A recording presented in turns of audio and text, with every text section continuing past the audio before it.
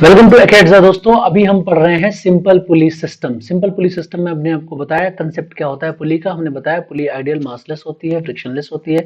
पुली के left side right side tension same होता है और पुली अगर फिक्स हो तो उसके left side right side acceleration भी सेम होता है। फिर हमने कहा अगर एटवुड मशीन सिस्टम हो, एटवुड मशीन सिस्टम जैसा कि आपको ये आपके सामने दिख रहा है, तो इस तरह का अगर मशीन सिस्टम दिया हो तो यहाँ पर क्या होता है, यहाँ पर एक्सेलरेशन की वैल्यू क्या हो जाती है, नेट पुलिंग फोर्स से m1 डोमिनेटिंग है m2 से, तो net pulling force divide by total मास, ये हो जाता है हमारा एक्सेलरेशन। और आपको हमने बताया था टेंशन क्या होता है, तो टेंशन के लिए हमने बताया था 2 टाइम्स ऑफ, और ये m1 m2 को मल्टीप्लाई करो divide by m1 plus m2 कर दो और इनटू g से मल्टीप्लाई कर दो, ये टेंशन हो जाता है स्ट्रिंग में। इतनी बात हमने आपको अभी बताई थी, जो रिलेशन आया था। तो यहां पर इसको याद कैसे करें, कैसे रट्टा मारें। तो रट्टा मारने का मतलब क्या है कि कैसे चटाचट क्वेश्चन देखा नहीं आंसर निकाला नहीं, क्वेश्चन देखा नहीं तो आंसर निकाला नहीं। तो आपको करना क्या है, मैंने कितनी बार बोला नेट पुलिंग फोर्स, ये net pulling force, net pulling force ये क्यों है। सोचो इधर एक मास लटका हुआ है, बहुत हैवी है ये, इधर बहुत लाइट मास लटका हुआ है, ठीक है।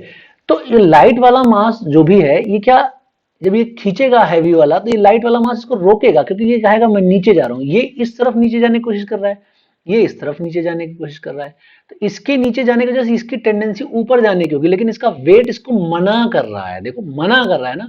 इसीलिए नेट फोर्स जब लिखते हैं पुलिंग फोर्स, इसका वेट इसको नीचे ले जा रहा था, इसका वेट इसको इधर नीचे ले जा रहा था, लेकिन इसके वेट ने कहा चलो तुम भी मेरे साथ, लेकिन इसके वेट ने कहा नहीं चलेंगे, मतलब दूसरे को अपोज कर रहा है। इसीलिए नेट पुलिंग फोर्स में दोनों के वेट का डिफरेंस लिखते हैं, और जो डोमिनेटिंग होता है उसकी तरफ चले जाते हैं हम, डिवाइड बाय संपूर्ण मास, मतलब टोटल मास लिखते हैं। रही बात टेंशन की, टेंशन क्या होता है, दोनों मास का प्रोडक्ट डिवाइड बाय दोनों मास का सम इनटू जी होता है, ठीक है। कभी कभी इसकी वैल्यू जो है किलो न्यूटन, मतलब न्यूटन में ना देके केजीएफ में देते हैं, तो आप इस जी को इंक्लूड नहीं करना होता है, यूनिट्स को आपको ध्यान में रखना होता है। अब मैंने यहाँ क्वेश्चन में पूछा क्या है, सिंपल क्वेश्चन पूछा है कि एक्सेलरेशन कितना होगा, इस क्वेश्चन में एक्सेलरेशन कितना होगा, टेंशन कितना होगा।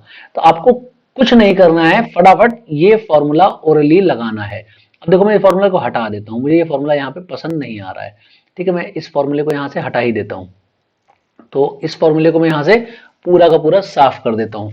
जब मैं इस पूरे फॉर्मूले को यहाँ से साफ कर दूंगा तो मुझे यहाँ पे कुछ दिखेगा तो है नहीं। अब मैं आपसे बोलता हूँ इसको लगाओ फटाफट, इस क्वेश्चन में टेंशन और एक्सेलरेशन बताओ, तो और इसको लगा के बताओ क्या आएगा आंसर। जब आपको मैं ये क्वेश्चन दूंगा, बोलूंगा टेंशन निकालना है, एक्सेलरेशन निकालना है, तो कैसे निकालोगे, तो सीधा जो फॉर्मूला आपने पढ़ा था उसी को अप्लाई करना है आपको।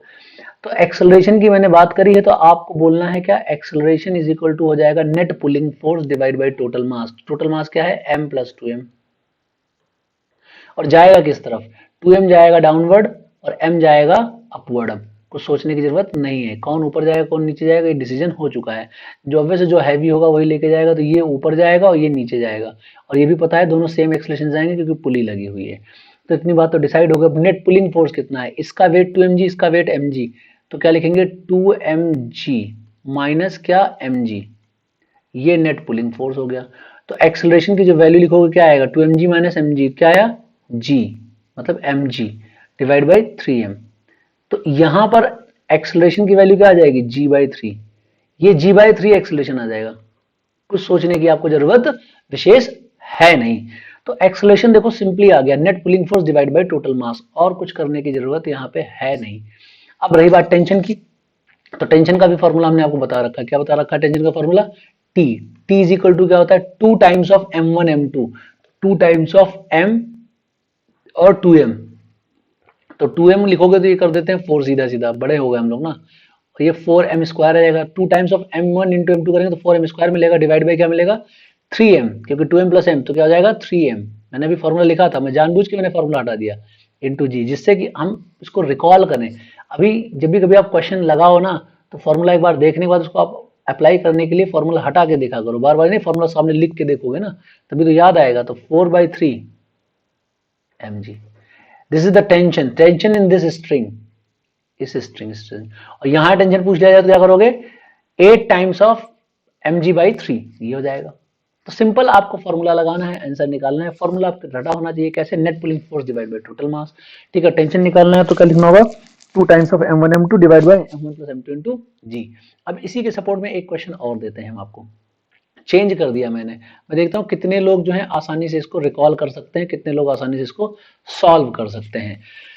अब यहाँ पे एक मास M1 है, एक मास M2 है, इसका नाम मैंने बोल रखा है ये M1 है, ठीक है, और ये जो इधर लटक रहा है वो मास है M2, तो ये मास है M1 और ये मास जो इधर लटक रहा है ये है M2, ये दो मास हैं। अब मैं पूछता हूँ बताओ कितना एक्सेलरेशन होगा, कितना टेंशन होगा, ये सब बातें करनी है। तो देखो यहां पर टेंशन निकालना है और एक्सेलरेशन निकालना है। तो अभी एक्सेलरेशन का फॉर्मूला क्या था, net pulling force, net pull divide by total mass, total mass, यही सारी बात थी और कोई बात थी नहीं एक्सेलरेशन के लिए। तो net pull divide by total mass करना है मुझे। तो नेट पुल कितना है यहाँ पर, ये मास तो रखा है, ये थोड़ी ना पुल कर रहा है, ये तो मना ही नहीं कर रहा है, इसको लटका होता तो मना करता है, ये तो मना नहीं कर पा रहा है। तो नेट पुल क्या हो जाएगा, इसी का वेट जो होगा वो नेट पुल होगा M2G, दिस इज द पुल। तो एक्सेलरेशन जब लिखने जाएंगे तो क्या लिखेंगे M2G, ये नेट पुल हो गया, डिवाइड बाय टोटल मास, चल तो दोनों ही रहे ना, M1 plus M2, that's it, simple सा आंसर आ गया। Net pull divide by total mass करोगे आंसर आ जाएगा, कुछ सोचने की आपको विशेष जरूरत है ही नहीं। अब रही बात टेंशन की, तो टेंशन आधा हो जाएगा, टेंशन क्या हो जाएगा, आधा हो जाएगा, क्यों, इधर वाली स्ट्रिंग तो मस्त है, ये अभी दोनों थोड़ी लटके थे, अब तुम कहोगे आधा हो जाएगा, अब आप बता रहे हो इधर लटकी थी इधर लटकी नहीं है, इधर आराम से इसी के ऊपर से जा रही तो हाफ हो जाएगा, लेकिन हम कन्विंस नहीं हो रहे, तो नहीं कन्विंस हो रहे तो कोई दिक्कत वाली बात नहीं, इधर टेंशन टी होगा इधर टेंशन टी होगा, सब लोग जानते हैं। तो जब टेंशन टी इधर टेंशन टी हो जाएगा तो हम अभी आपको एफबीडी बना के दिखाई दे रहे हैं, ठीक है, तो यहाँ पे टेंशन टी हो जाएगा और इसका एक्सेलरेशन इधर हो जाएगा ए। तो जब हम इसका एफबीडी देखेंगे, इसका एफबीडी देखेंगे इस मास का, तो इस मास के एफबीडी में क्या नजर आएगा हमें, टेंशन इधर लग रहा है और वेट इसका इधर लग रहा है, ठीक है, वेट ना भी दिखाते तो कोई दिक्कत वाली बात नहीं, क्योंकि मुझे इस डायरेक्शन के मोशन में कोई खास इंटरेस्ट है वह नहीं। तो ये इतना जाएगा और इसका एक्सेलरेशन इधर की तरफ है, तो यहाँ पे इसको मैं हटा देता हूँ, कोई काम नहीं इसका, अब तो समझ में आ ही गया आपको।